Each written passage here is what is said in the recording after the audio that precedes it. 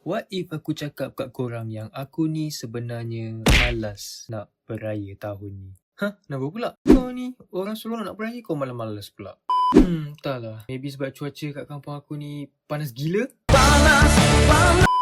Aku gurau je lah. Oh, by the way, tahun ni aku pakai navy blue tu. Macam Cakir Awam juga tahun ni. Anyway, siapa je tak suka pergi beraya kan? Dapat sembang-sembang dengan saudara mara, dapat melantak kuih raya banyak-banyak, dapat bermaaf-maafan dengan orang yang kita pernah buat salah. Salah silap minta maaf tau.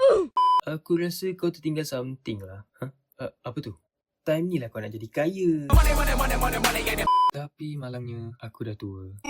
Duit raya pun tak nak kat aku. Nak memberi? Lambat lagi. Tapi selama bertahun aku pergi beraya lah kan, aku dah perhatikan pelbagai jenis orang. So hari ni aku nak cerita sikit lah yang pelik-pelik ni. Wait a minute. So basically video ni pasal kau nak judge orang?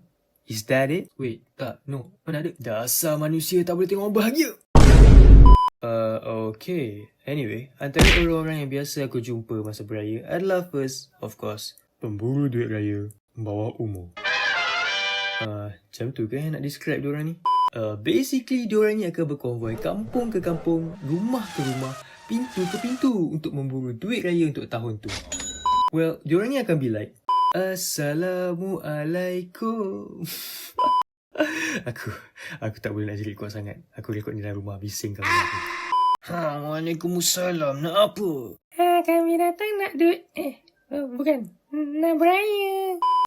Okay. Lepas tu kalau pergi beraya kat rumah orang, diorang ni akan sanggup berjalan jauh, berpanas, berhujan, asalkan diorang dapat duit diorang tu. Okay, Gyokares Junior, Mat Saka, naik serumah pula.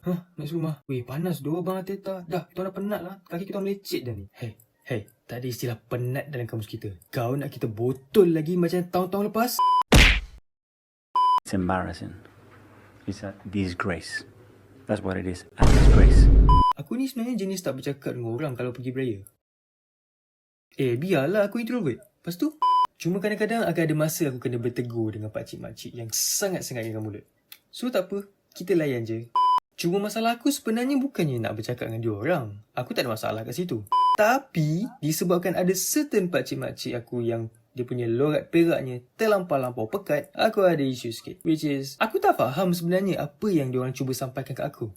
Izinkan teman untuk melakonkan apa yang selalunya terjadi.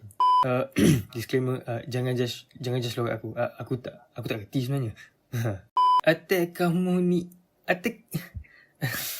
I can't do this.